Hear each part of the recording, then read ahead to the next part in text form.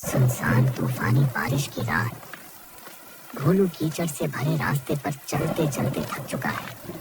उसको भूख भी लगी है। उसको सामने एक चाय की टपरी दिखाई देती है।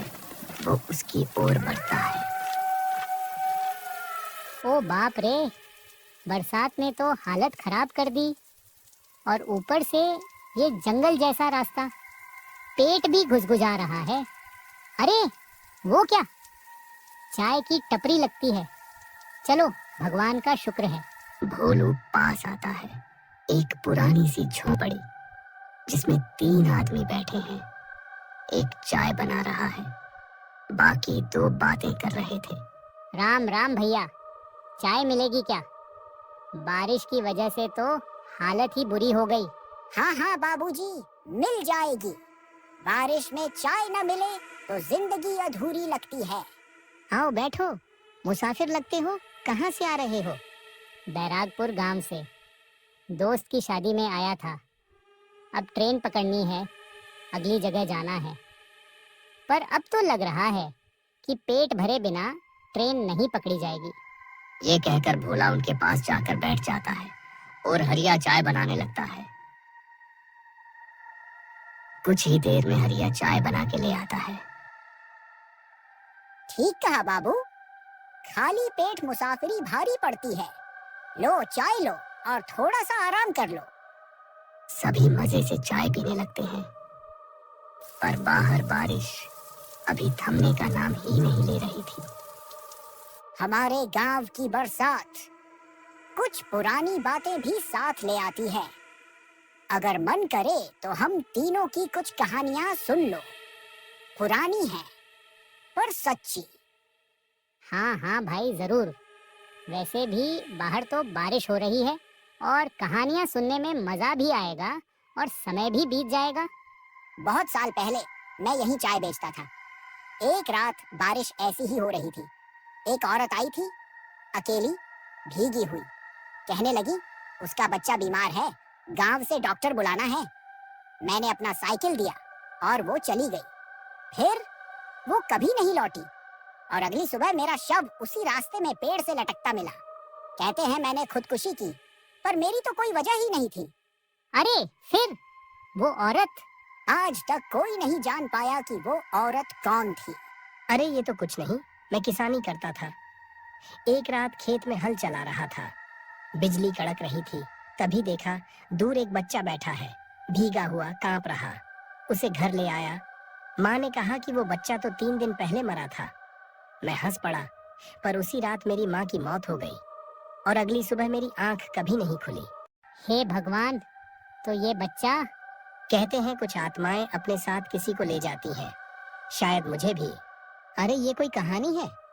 भाई तुम मेरी कहानी सुनो। मैं डाकिया था, चिट्ठियां लेकर दूर दूर तक जाता था। एक दिन मुझे एक चिट्ठी मिली। अपने मरने का समय जानने वाला इंसान समय से पहले मर जाता है।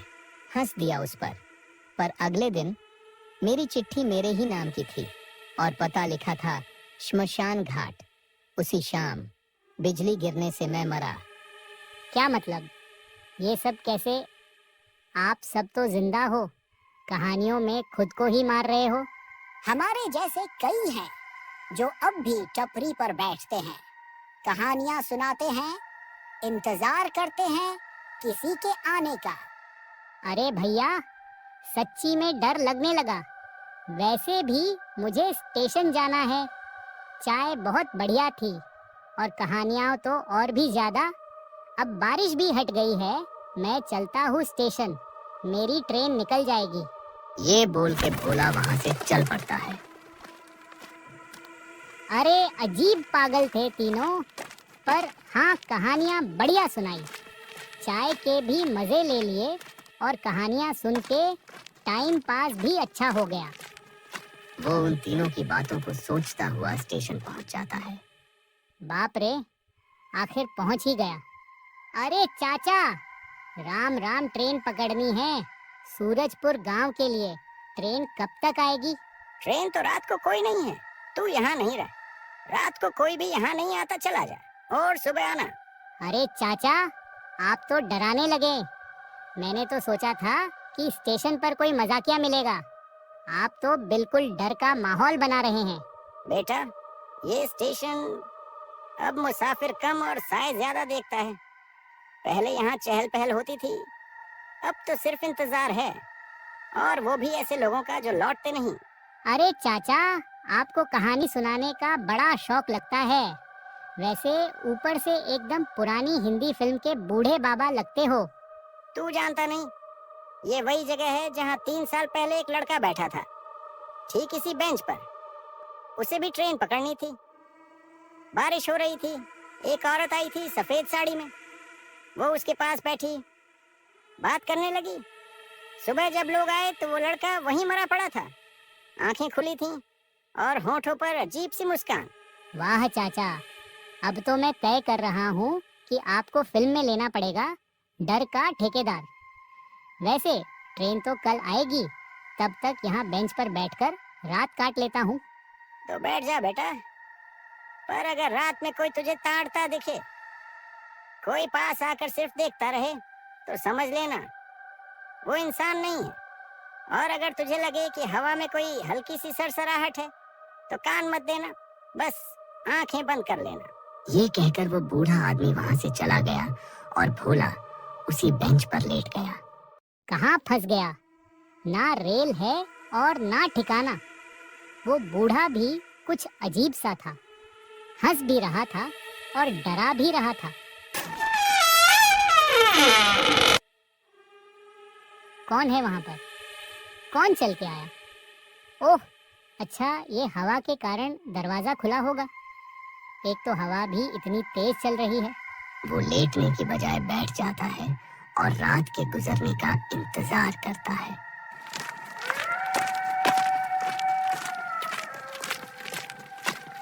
अरे कौन है वहाँ? अभी तो कोई नहीं था। कहीं वो बूढ़ा फिर से वापस तो नहीं आ गया? उसको फिर से चलने की आवाज आई, जैसे कोई स्टेशन के पीछे चलकर जा रहा हो। कुछ तो है, कुछ तो गलत है इस जगह में। शायद वो बूढ़ा सही बोल रहा था, तू अकेला नहीं है। स्टेशन के सब तरफ देखने के बाद भोला वापस बेंच पर आकर बैठ जाता है। वो तीनों जो चाय की टपरी पर मिले थे, वो वहां आते हैं। अरे तुम लोग फिर से?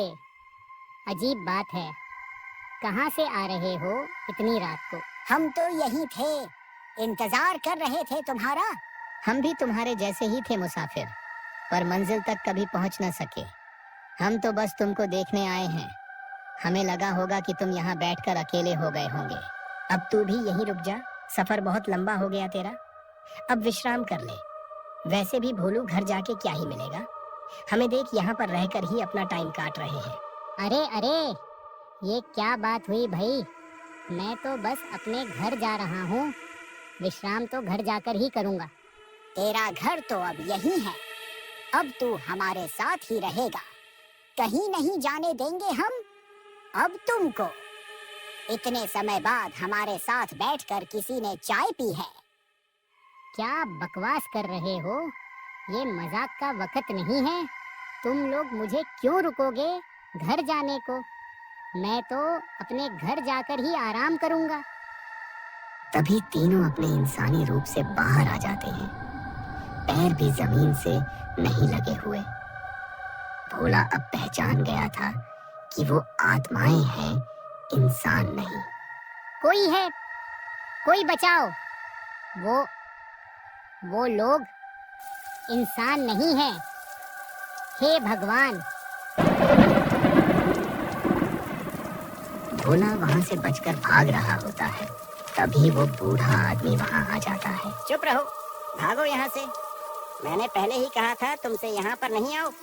ये से थोड़ा आगे एक मंदिर है, वहाँ पर चलो, वही एक रास्ता है बचने का। वो कौन है? क्या मैं मरने वाला हूँ? नहीं, अगर तुम्हें बचना है तो पीछे मंदिर की तरफ वाले रास्ते से भागो, जल्दी। वो दोनों मंदिर वाले रास्ते की ओर भागते हैं और वो साए उनके पीछे पीछे आते हैं। रुक जा भोलू, तेरा अब ऐसे भागने का कोई फायदा नहीं। तू अब हमसे बचकर कहीं नहीं जा सकता। अब तेरे पास सिर्फ एक ही रास्ता है, खुश को हमारे हवाले सौंप दे, तुमको मरने में कम दर्द होगा।